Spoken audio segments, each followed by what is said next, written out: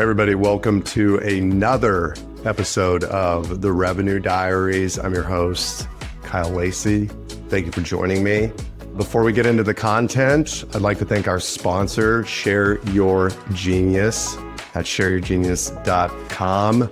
They do everything that you're listening to, helping me plan this podcast, editing this podcast, producing this podcast. If you're thinking about any type of content strategy, media strategy, podcast strategy, I highly recommend you checking them out. Again, big thank you to Share Your Genius for supporting this podcast. Today's episode is with somebody that I've known for a while and one of my favorite follows on LinkedIn, well, all of social media, frankly, but mainly LinkedIn. Jen Allen-Knuth. She is an amazing speaker. Like if you need somebody for your revenue kickoff, sales kickoff, please check her out. She's a brilliant human being. But again, this is the Revenue Diaries, so we don't talk about work. We talk a lot about family. We talk a lot about our love of dogs. I mean, frankly, I think both of us agree that we care more about dogs than most human beings. We talk a little bit about social anxiety. We talk a little bit about a lot of things. And Jen is just a brilliant human being, somebody that you could talk to for hours. So I hope you enjoy this episode of The Revenue Diaries. Welcome to another episode of The Revenue Diaries. I'm here with good friend, amazing speaker, actually just a wonderful person all around, Jen Allen-Knuth. Thank you for joining me. Thank you for having me. This is funny. This is our first time actually talking, even though you're one of those people I put in my friend camp, which is weird because you're an internet friend. It is kind of, let's just talk about that for a split second, because we were talking about this before we jumped on. It is really weird. Yeah. I don't think we've met, right? We were just talking about how I don't remember people that I've met either, but I feel like I know you. I haven't really actually talked to you or met you in person. And I don't even know how to explain it. It's just very odd. And our parents would probably listen to this, or the older generation be like, these people are absolutely crazy. And even the younger generation maybe, but you got to have even more people that think that, because you interact with people constantly. You meet people constantly because you're on the road all the time. How do you balance? You do the same thing. No, no. Not, you are on the road way more. I was doing it back in the day, but recently you have, right? So yeah. How do you balance just all the people that you're meeting and the relationships that are developing online and just the breadth and depth of them? Or maybe not depth, maybe just breadth of them. Yeah, it's very, very low depth, very large breadth. I think the weird thing is how I show up at work is very different than how I show up in my personal life. So meaning I am very outgoing at work because it's where I feel my most confident. And then if you ever saw me at a happy hour, at a conference, I am like a wall clinger. Like I am not this way when I'm at those things. And so I think there's dissonance between what people see me as online. And then when they meet me, I think you know, our mutual friend, Kyle AC. I don't even know if that's how you spell his name. I'm supposed to be his friend. I have still no idea how to pronounce it. I always just describe you as the superior Kyle and he is the inferior Kyle. But he does this thing with his team where he says, I'm just going to give you a warning. I am incredibly awkward in person. So if we have an awkward exchange, it's me, not you. And he's like, the team loves it because it's almost always awkward. And I was like, I need to start doing that because I'm similar. I think. Are you? Do you have social anxiety? Yes, massive. Part of the reason I was clung to alcohol so much is because I have extreme social anxiety. Yeah. Which is actually weird to say because of how outgoing we all seem online. Oh yeah. Until you meet us. But yeah, it takes a lot of energy for me to be at networking events and dinners. And I've gotten over it as I've dealt with my mental issues when it comes to social anxiety. But like, how do you deal with it now? Because you're on the road now. I mean, honestly, avoidance, if I'm being really genuine. My flight got in too late. I can't make it. I really try to avoid it at all costs, which I know is a shitty answer, but it's not the truth. And I'm married to someone who is like massively outgoing. And we always laugh. We were talking about this morning. Anytime he has something in his life where he's confronted by change or risk, he will call 10 people. I call no one. And I maybe talk to him. He's like, you're just so different from me. I want to get everybody's opinion. I'm like, I want no one's opinion. I want to crawl in my hole, make a decision I will probably regret.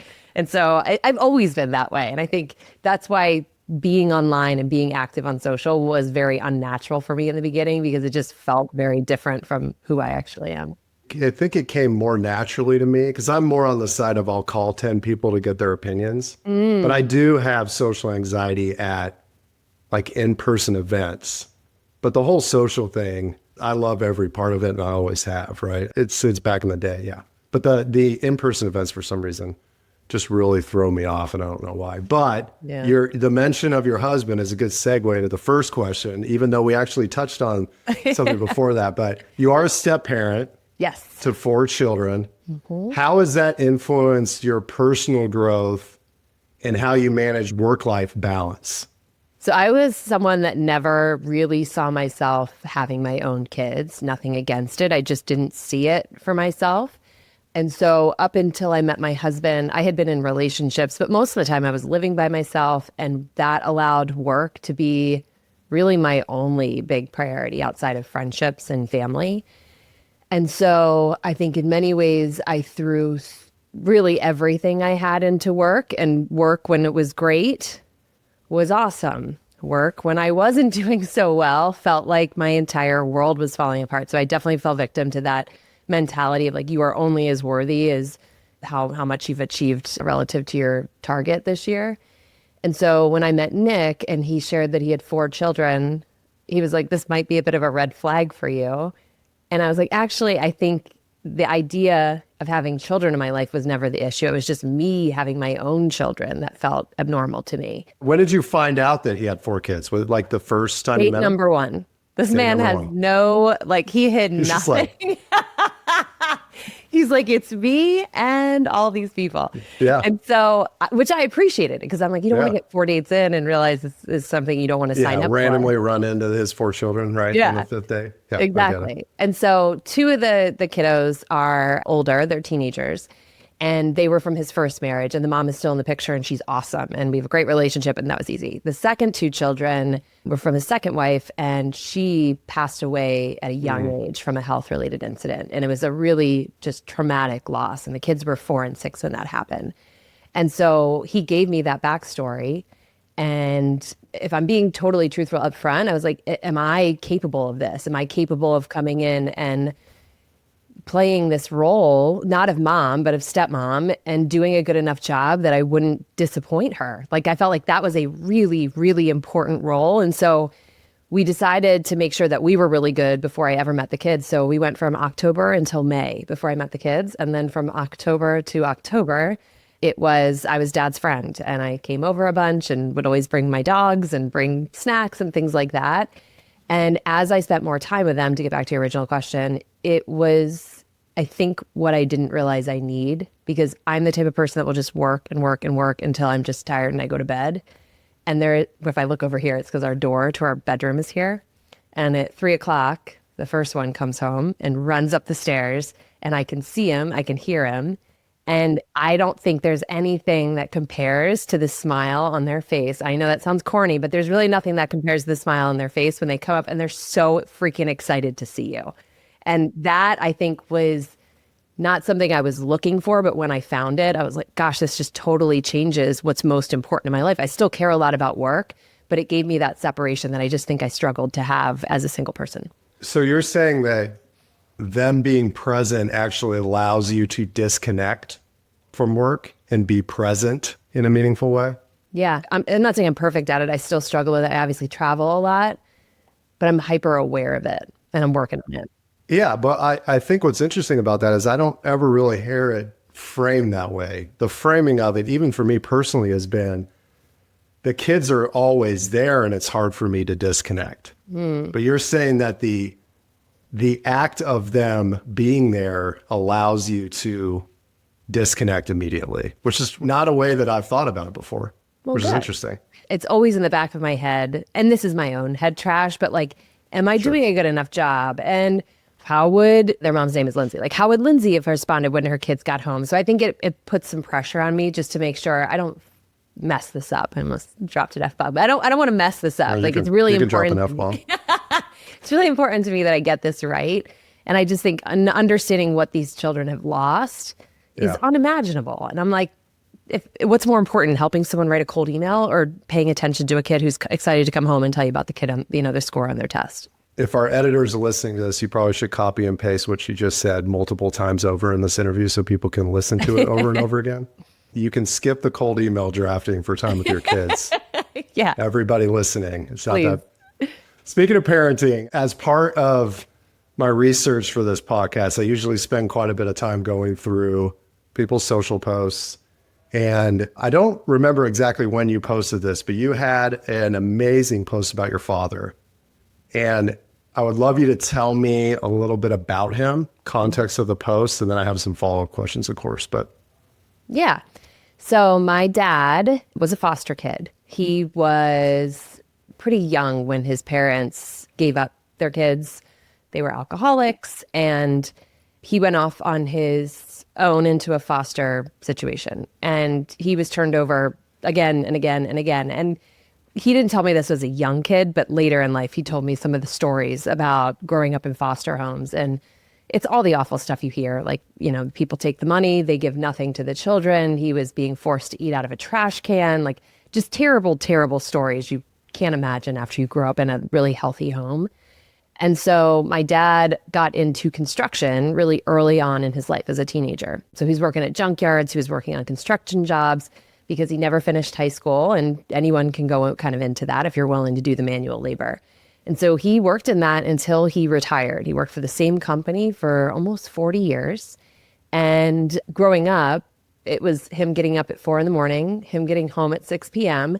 And we didn't grow up with a lot of money. I'm not going to say we were, poor, but we didn't grow up with a lot of money. And I think by watching him and watching his example, what I learned was just what hard work actually means. Because I think hard work is something we throw around a lot. This is a man who was like breaking his body to do physical manual labor, which relative to what I do, I sit in front of a computer screen and like do this. Like this is so easy compared to that. It is. It is. We don't work that hard. No, we don't. We like mentally maybe do some challenging things, but nothing compared to that. And so I remember when I was sort of getting closer to graduating, he said, I don't care what you do in this life. I don't care when you get married. I don't care if you have children. He's like, the only thing I care is that whatever you choose to do, you really, truly give it your all and you work really hard at it. And I don't know, like parents say stuff to their kids all the time and we let it go in one ear and out the other. But I think in the back of my mind throughout my entire career, I've always thought about am I making my dad proud? But he did tell you that he was at one point. Oh yeah. Right? Mm-hmm. So the moment when I think in the post you were on a call and he was listening to you and he said, I don't know whose kid you are, but you make me so proud. Yeah. He never understood anything. He would sit there when I would go home, he'd sit there and listen to me. And he'd be like, I don't know what the fuck you talked about for the last 30 minutes. All I know is you sound so smart. And I was just like, man, that's so cool. And he was great about telling me that he was proud of me. But that one stuck out in particular because that was like not too long after was when he passed. And so as you have a lot of memories of him, small memories, large memories, of him saying that he's proud of you. Yeah. And him passing, which I'm sorry. Thank you. How do you remember him, especially with your stepkids? Is there any other lessons that he taught you that you hope that your 4 stepchildren can take away and learn from? So what's interesting is I basically married the identical human being to my dad. Funny how that happens. Yeah, exactly. I would never, ever would have been like looking for that. But Nick is great because he's someone that has an exceptional amount of positivity. So Nick's had a lot of hard things that happened to him, just like my dad. And he always finds a way to find the positive in it. And I think that if like other things my dad taught me, I think that's just a tremendous quality to have throughout life. Like when life throws shit at you, being able to acknowledge this sucks and then find whatever you're going to do to get through it. I think my dad did that really well. And then Nick does that really well. And so that they share in common. The other thing they share in common is their just absolute inability to have a sense of humor appropriate to their age. So they find joy in stupid humor, which I appreciate because it helps me stay light when I think things are getting maybe too serious. So that is very easy to pass down to my children because my kids have a beautiful example of it in their father. I love it. I lost an aunt that was pretty much a second mom. You know, man, it's just, this has to do with the question, but it was 4 years ago. I recently missed the anniversary of her passing, and I realized like a couple days after, I'm like, I seriously just completely spaced the fact that it was Aunt Wendy's anniversary of her death. And that really pained me. Like it really, because she had such an impact on my life for so many years, and the fact that it just passed and I was just doing shit, probably editing a fucking cold email from a SDR. How do you maintain the memory? Are you doing that consciously? Like I've struggled with it as I've gotten older and I've experienced grief and people passing that I care about. Have you had a lot of people that you know pass away that you cared about? No? No. Okay. I haven't either. So I think for me, the first big loss I experienced in my life was my dad. And so I think for that reason, it's harder for me to forget about it. But truth be told, I've got a calendar, annual calendar reminder, just so I'm extra sure I don't. You're just trying not to say that I'm the psychopath. Kyle, you're not a psychopath. No, you're not a psychopath. I think one of the things that's made it easier for me to get through those days, because the first 2 years were shit. Like I was a wreck. I was a wreck leading up to it. I didn't really fully understand leading up to it why I was so pissy until I realized, oh, it's this time of year. Because mine was right around Christmas. Like it happened 6 days before Christmas. And so it's also, there's another date that kind of, I think, brings me back to. But we try to celebrate the anniversary because the anniversary of someone's passing sucks. It's terrible. Yeah. You remember what it was like to hear the news, like everything about it is terrible. And if you just let that be the moment that you come back to on those dates, I think it's actually really hard to get through those days. And so what we as a family always do, if it's for Lindsay, if it's for my dad, if it's for someone else, my husband lost a friend to suicide, we try to celebrate them and we try to, like, as stupid as, let's get a cake that my dad would have liked and let's like light a candle for him and just talk about something that was meaningful in my memories. And I think that has made it so it's not just so shitty on those days. And that's part of, I think, why we can find some joy in it. Can you tell everybody who Muggsy is? Is Muggsy still around? Muggsy's not. Muggsy's somewhere. He's under the bed. Muggsy's still like. Dog. Oh yeah, he's still here. He's still trucking. All right, who's? Tell everybody who Muggsy is because it does relate to your father. I didn't do just some weird transition there, but who is Muggsy? Muggsy is my first dog ever, and he's what got me in this zone of crazy around rescue dogs. Well, we'll talk about the rescue dogs, but did he have a special bond with your dad? And like, you had a picture that was hilarious, but what's a favorite memory of the two of them? I think I know what picture you're talking about, where it's my dad sitting in the chair and then Muggsy has his Bears jersey on and he's all spread out. Yeah, I love that memory of my dad and my kid. Yeah, so my dad, growing up, interestingly enough, we never had dogs. We had a cat that was like 1,000 years old and just kept trying to run away all the time. We never had dogs. And so my brother was the one who asked to get a dog. And my parents said, if you get all straight A's, you can get this dog. They never thought he'd be able to do it. Well, he did. So they got a Dalmatian, but that was when I was leaving for college. So my dad, because he was retired at this point, spent a lot of time with this dog that he didn't want, like most dads, and developed this crazy bond with this dog. And when the dog passed, my dad was just like a wreck about it. And so he was like, we need to get another dog. And my brother was living home at the time. So he adopted a couple of pit bulls that came from tough situations. And my dad just became this dog fanatic. And I think if I really get deep on this, I think it's because my dad felt in many ways like a throwaway kid. Yeah. Yeah. Shit, I almost thought I was there. My dad felt like a throwaway kid. And so I think he looked at these animals and thought like, we kind of share something in common. And so if I think about like this whole thing and like the bond he had with Muggsy, because he had an awesome bond. Muggsy's a jackass dog. Like he barks, he pees everywhere. Is Muggsy a rescue?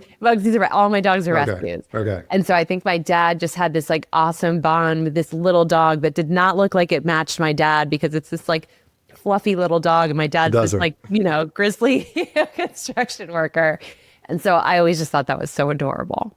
Okay, so the Muggsy's great, and there's another dog on the bed behind. Who's the dog behind? That's Milk, which is a terrible name Milk. for a dog, but we already had a dog named Cookie and our 10-year-old name. How many dogs do you have? We have 4 dogs. We have 4 and dogs. a ferret. So And a ferret? yeah, Okay, wait. How do the dogs interact with the ferret? they don't because the dogs want to eat the ferret. So the ferret is in our youngest daughter's room, Oh locked my away. God. Yeah. Does the ferret like run up walls and stuff? The ferret does. The ferret is smelly and just, they run everywhere. I don't ever advocate for people to get ferrets as pets. They're terrible. What's the ferret's name? Ernesto DePantolano. What? What is? Can you please explain that? I wish I could. It just came out of our son's brain.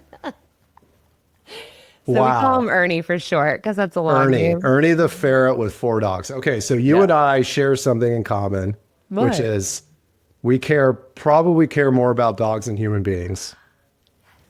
Yes. Yes. So, I mean, did you discover your love of dogs through Muggsy?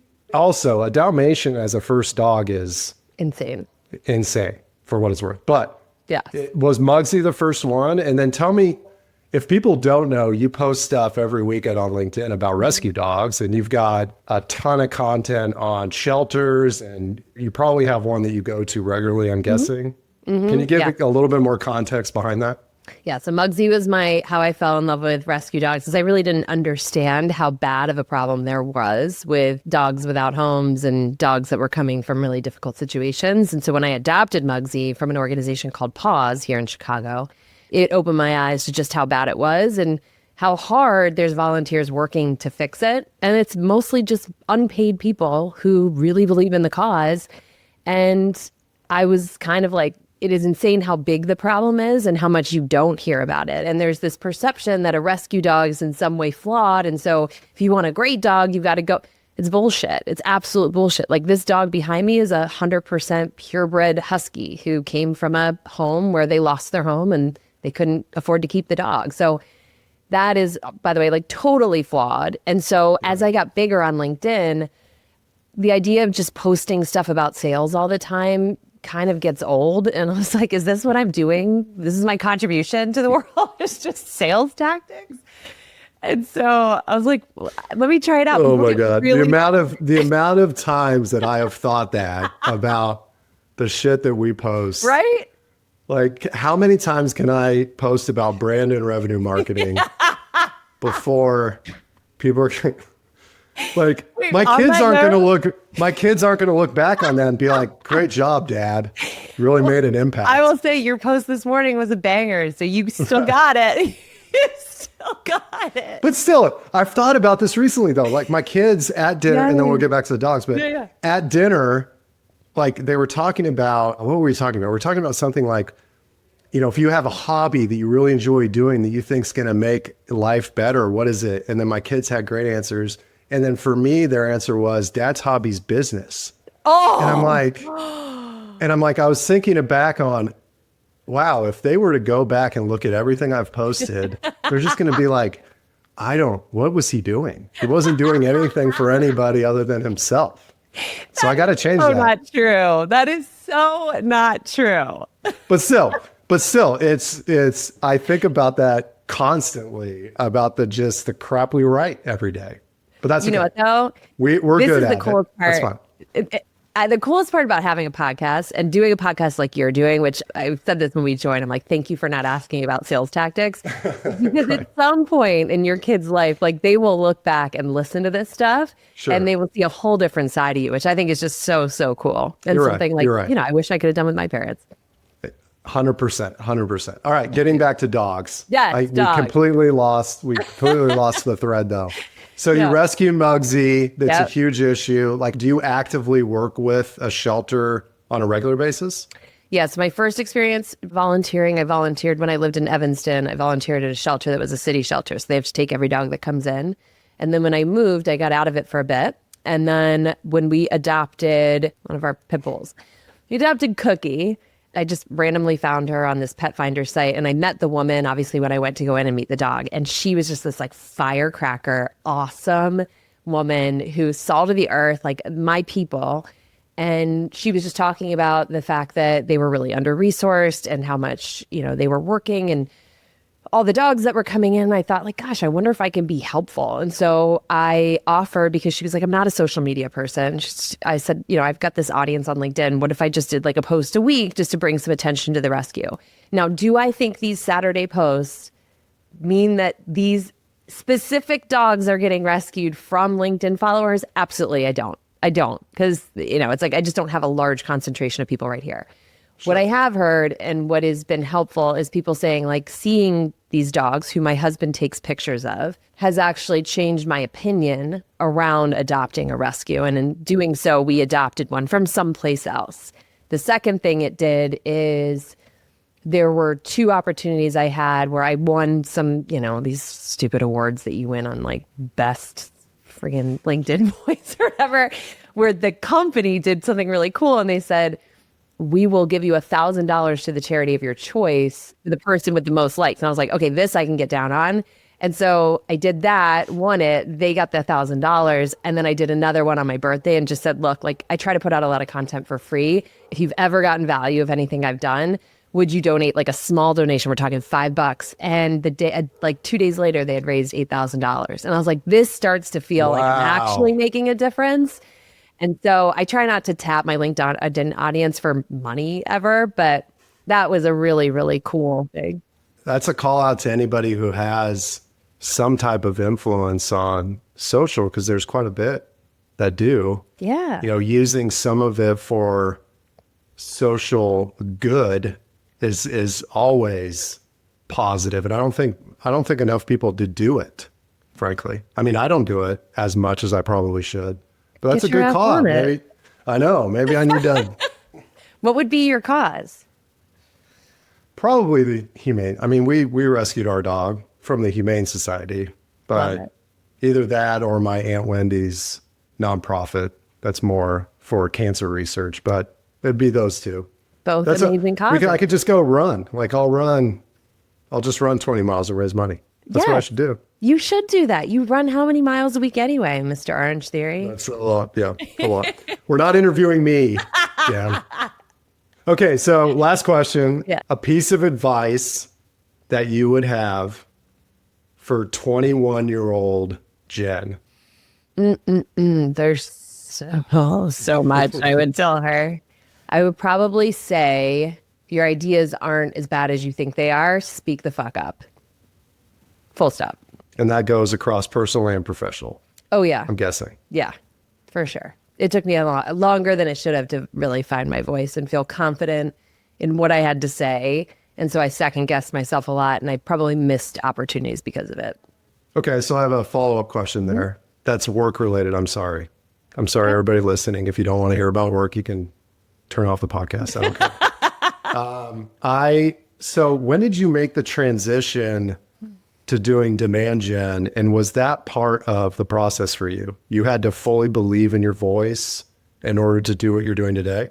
Mm-hmm. I quit Challenger December 2022, planned to go off on my own, got cold feet, joined Lavender, and worked there until September 2023.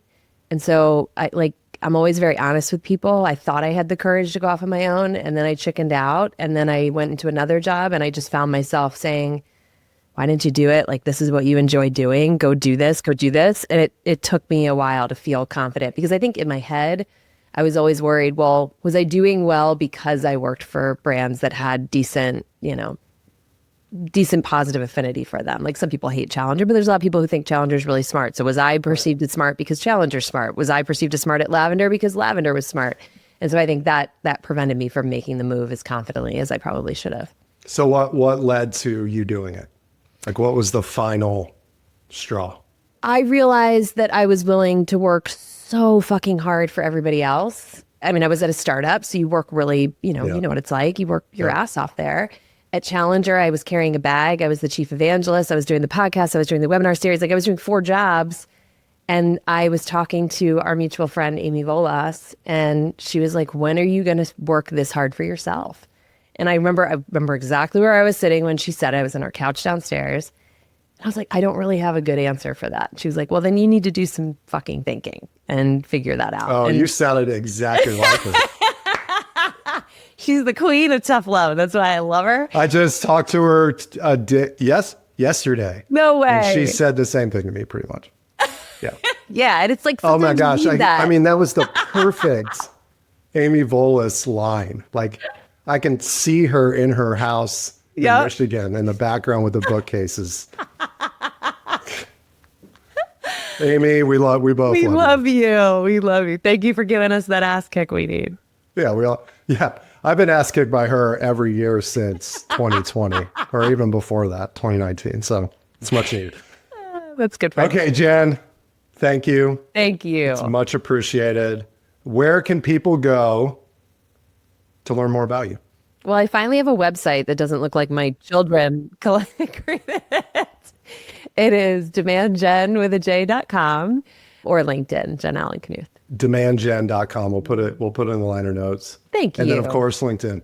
Any other places? Are you doing X or just LinkedIn? So I am low key on X, but Don't go find Jen on X. Find me because I've got a troll picture and I just am basically there to talk shit to Kyle, AC, and Will Aiken. That's the only purpose I have.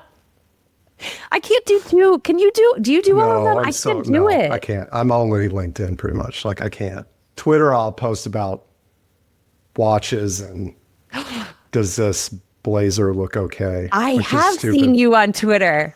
There was a whole watch thing, right? You were debating buying a nicer watch, right? Yes. Did you buy one?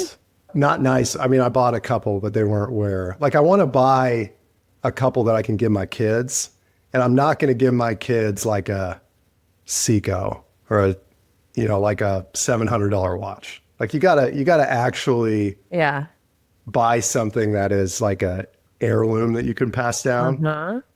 And so I went and bought 2 that I could just wear that my kids would probably lose if I gave it to them. But are you wearing one? Yeah, but it's. Oh, I like it. Yeah, they're fine. They're just I feel like I have to spend some money if I want it to be like something I give them when they're older. Well, we're probably going to have like watches ingrained in our skin and in our brain. So we're not going to need watches at that point. No, I mean, I would love my iPhone in my brain.